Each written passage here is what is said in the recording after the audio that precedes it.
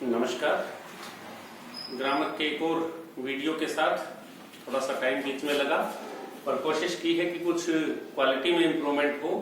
कुछ स्टूडेंट्स की तरफ से ये शिकायत आई थी कि आवाज थोड़ी कम आती है, इसलिए माइक का आज हम यूज कर रहे हैं और कोशिश करते हैं कि आवाज कुछ और साफ हो। चलिए, पिछले लेक्चर के एंड में एक क्वेश्चन मैंने आप सबके साथ सामने रखा था कि as well as I is going to take the test।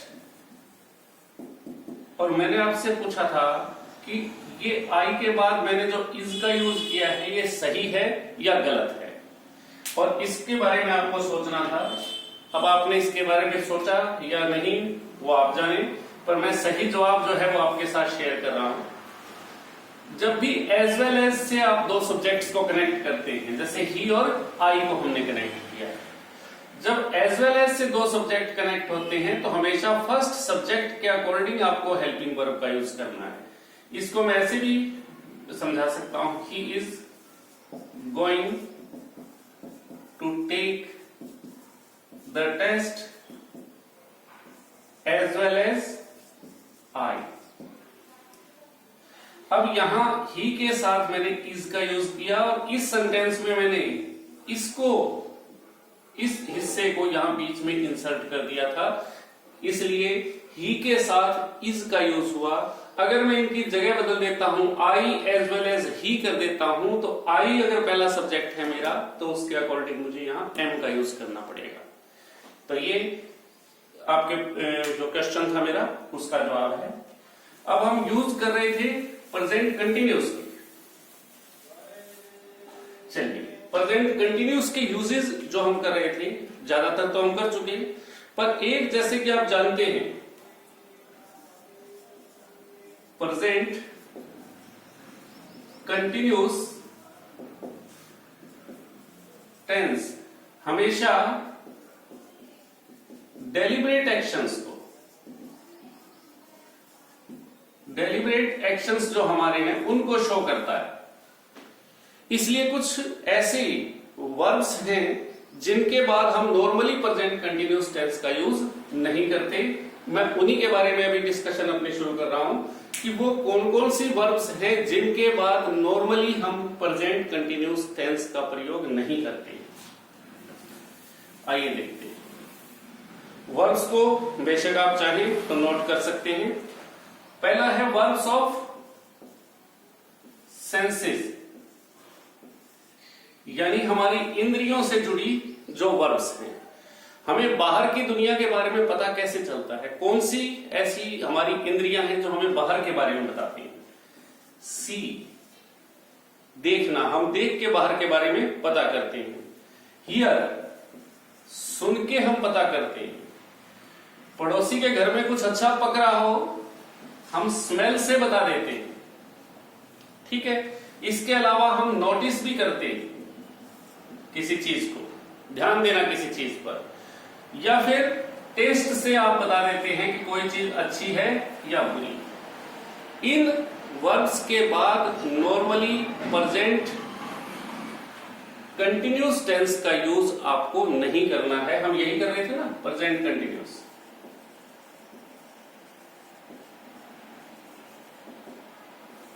तो इसके साथ, इन वर्ब्स ऑफ सेंसेस के साथ आपको नॉर्मली प्रेजेंट कंटिन्यूअस टेंस का प्रयोग नहीं करना है। I am seeing him going, ये आपको भी अच्छा नहीं लगेगा, ठीक है। तो नॉर्मली इनके साथ आपको फर्स्ट फॉर्म प्लस आईएनजी और इजएमआर का यूज नहीं करना है, जो हमारी वर्ब्स ऑफ सेंसेस हैं। सेकंड है हमारी verbs of emotions.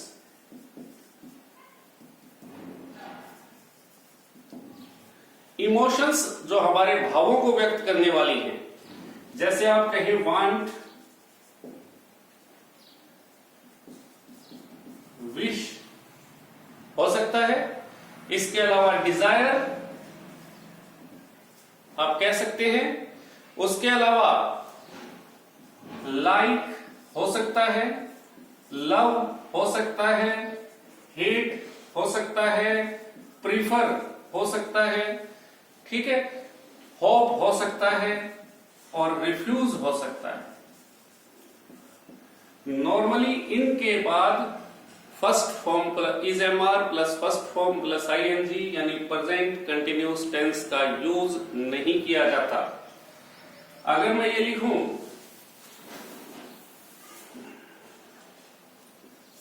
I am wanting to play, तो आपको भी अच्छा नहीं लगेगा। यानी इनके साथ आप प्रेजेंट कंटिन्यूस टेंस यूज नहीं करेंगे नॉर्मली, ठीक है। I am wishing to go abroad, आपको भी अच्छा नहीं लगेगा, ठीक है। यहां I wish to go abroad ज्यादा बढ़िया है, आई वांट टू प्ले ज्यादा बढ़िया है। तो जहां भी इस तरह की इमोशंस से जुड़ी वर्ब्स हो उनमें प्रेजेंट कंटिन्यूस टेंस का प्रयोग ना करें। वर्ब्स ऑफ इमोशन पहले हमने किया, वर्ब्स ऑफ सेंसेस। इसके अलावा कुछ वर्ब्स और हैं, वर्ब्स ऑफ अपीयरिंग।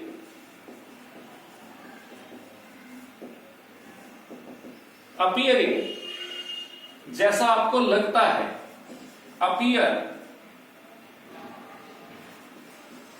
लुक, सीम। हम कई बार बोलते हैं ऐसा लगता है, ठीक है। अपीयर लगना, कोई चीज, आपको कोई चीज कैसी लगती है। लुक वो भी देखने से संबंधित नहीं है, लगना, अपीयर होना, ऐसा लग रहा है, हम बोलते हैं इट इज सीमिंग। अगर मैं लिखूं तो आपको भी अच्छा नहीं लगेगा, इट सीम्स ज्यादा अच्छा लगता है कहना, ठीक है। It appears, it looks, it looks he is cheating मी। तो यहां लुक्स वर्ड है आपके लिए ज्यादा बेटर है, इट इज लुकिंग गलत हो जाएगा। कि आपको कुछ लगता है कि ऐसा हो रहा है, उन वर्ब्स के साथ भी आपको नॉर्मली प्रेजेंट कंटिन्यूस टेंस का यूज नहीं करना है। थिंकिंग सोचना, विचार करना, उसके लिए आपको नॉर्मली प्रेजेंट कंटिन्यूस का यूज नहीं करना है। ये वर्ब्स हैं थिंक, सपोज, सपोज करना, थिंक करना, बिलीव करना, ठीक है। नॉर्मली इसके साथ फर्स्ट फॉर्म प्लस आईएनजी का यूज आपको नहीं करना है। एग्री, कंसीडर, ठीक है। इसके अलावा रिमेंबर, फॉरगेट, ये भी याद रखने से संबंधित ही है। नो, मीन, माइंड, या माइंड का मतलब दिमाग नहीं, महसूस करना, फील करना किसी बात को। हम कई बार बोलते हैं मेरी बात को माइंड मत करना, उससे संबंधित है ये। अंडरस्टैंड,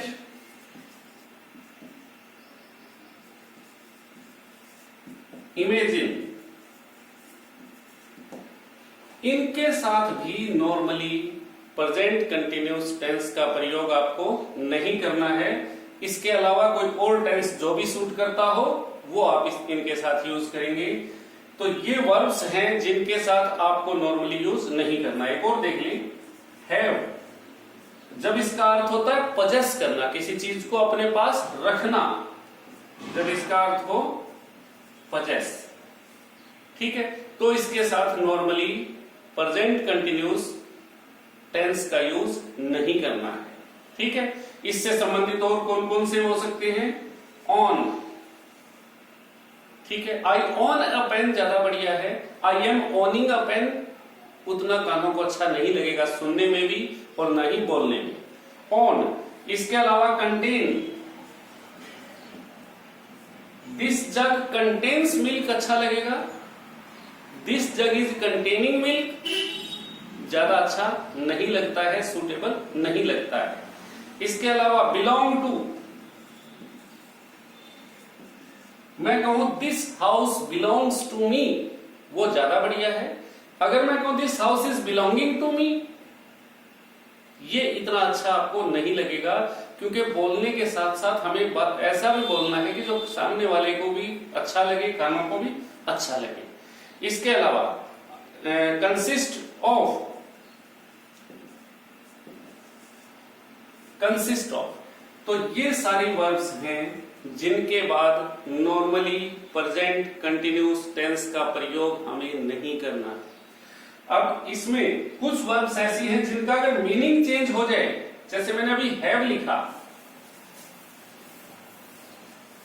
ठीक है, मैंने कहा इनके साथ नॉर्मली यूज नहीं करना प्रेजेंट कंटिन्यूस, पर अगर इसका मैं इसके अलावा कोई मीनिंग ले लूं, जैसे मैं कहूं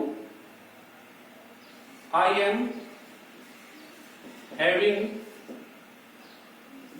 माई लंच, अब यहां हैव का मतलब रखना नहीं है, यहां हैव का मतलब खाना हो गया, ईटिंग, ईट।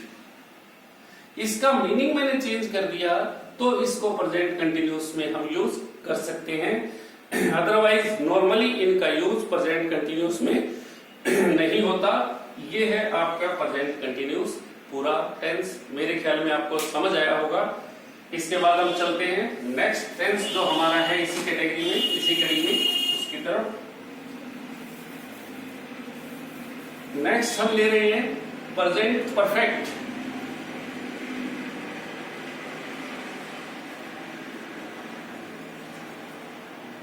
परफेक्ट का मतलब ही होता है पूरा, पूर्ण, अपने आप में जो कंप्लीट है, यानी जो काम पूरा हो चुका वो काम शो करने के लिए हम प्रेजेंट परफेक्ट का यूज करते हैं। अगर मैं अपनी आदत की बात करूं, आई टेक टी, अब इसमें आपको ये नहीं पता लगेगा कि इस वक्त भी मैं चाय पी रहा हूं या नहीं पी रहा हूं। अगर मैं कंटिन्यू है, अभी भी कप मेरे हाथ में है और मैं चाय पी रहा हूं, तो मैं लिखूंगा आई एम टेकिंग टी। और अगर मैंने चाय पी ली, कप एक तरफ रख रहा हूं, तो मैं कहूंगा आई हैव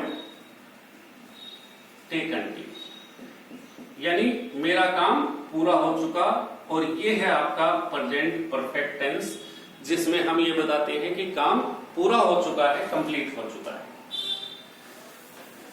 इस टेंस में हम हैव और हैज को यूज करते हैं एज हेल्पिंग वर्ब्स, और साथ में वर्ब की थर्ड फॉर्म का यूज करते हैं। हैव का यूज फर्स्ट पर्सन के साथ यानी आई और वी के साथ, सेकंड पर्सन के साथ यानी यू के साथ, और थर्ड पर्सन प्लूरल्स जैसे दे एंड प्लूरल्स।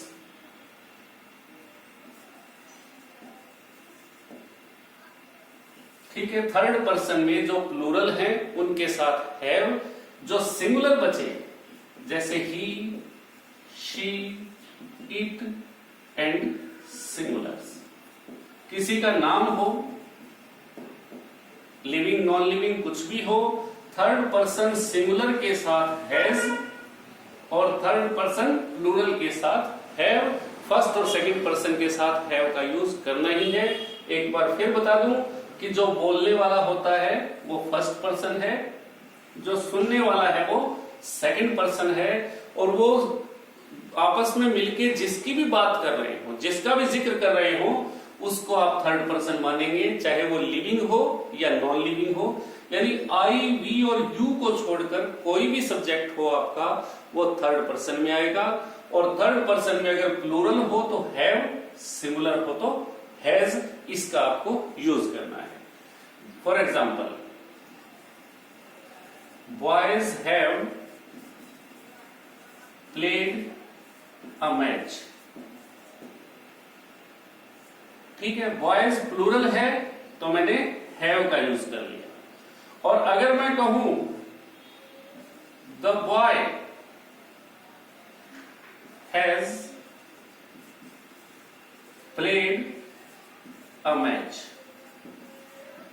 अब मैंने यहां सिंगुलर है, थर्ड पर्सन सिंगुलर, तो मैंने हैज का यूज कर लिया। वर्ब की हमेशा थर्ड फॉर्म यूज होनी है, ये आप ध्यान रखें। सब्जेक्ट की कंस्ट्रक्शन कैसे होगी, सब्जेक्ट फिर हेल्पिंग वर्ब फिर वर्ब की थर्ड फॉर्म और फिर ऑब्जेक्ट। नॉर्मल कंस्ट्रक्शन इस तरह की होगी आपके सेंटेंस की, अगर एफर्मेटिव सेंटेंस में आप लिखते हैं तो। चलिए अब और इसके बारे में देखिए।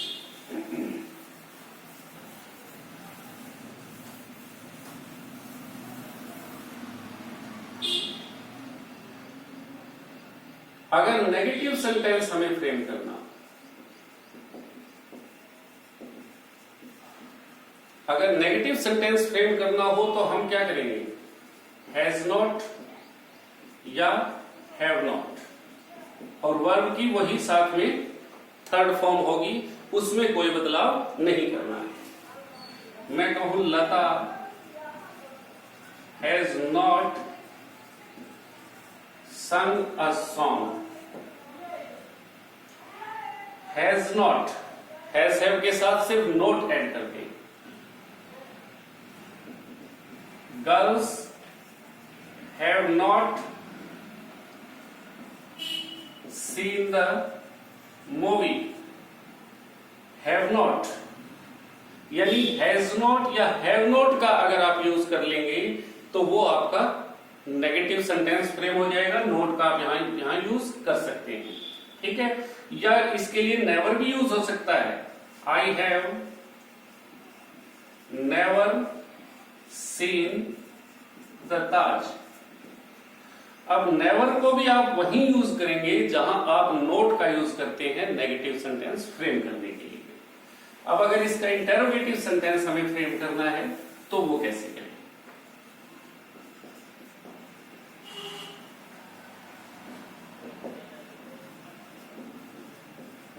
इंटेरोगेटिव सेंटेंस फ्रेम करना है तो हेल्पिंग वर्ब को सब्जेक्ट से पहले लाना होगा। पहले आपकी हो जाएगी हेल्पिंग वर्ब, फिर सब्जेक्ट, फिर वर्ब, फिर ऑब्जेक्ट। यानी जो हेल्पिंग वर्ब सब्जेक्ट के बाद आती है अफर्मेटिव सेंटेंस में, वो इंटेरोगेटिव में सब्जेक्ट से पहले आ जाएगी।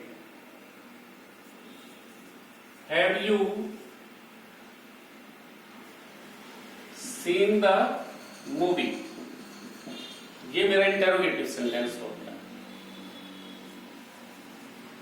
हैज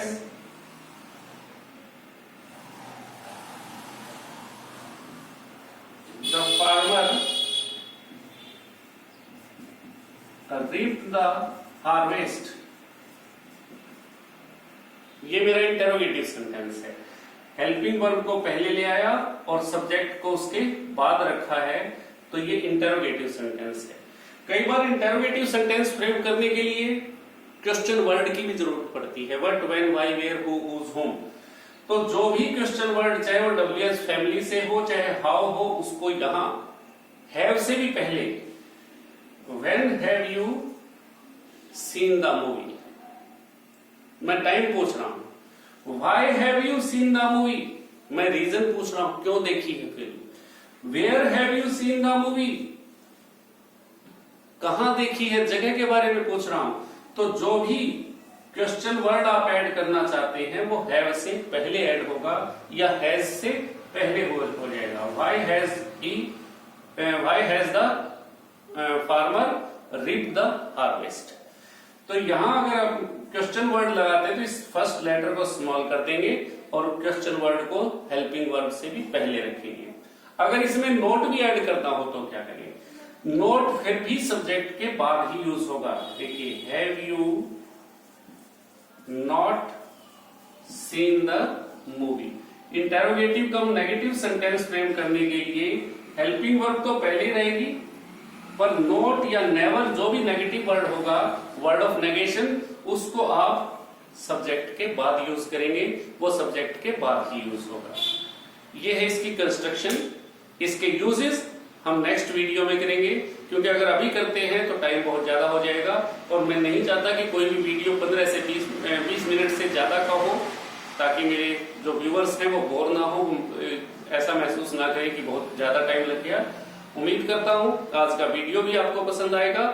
अगर पसंद आता है तो खुद भी सब्सक्राइब करें और औरों को भी इसके लिए सजेस्ट करें, ताकि मेरी जो मेहनत है वो ज्यादा से ज्यादा लोगों तक पहुंच सके और ज्यादा से ज्यादा लोग इसका फायदा उठा सके। Thank you.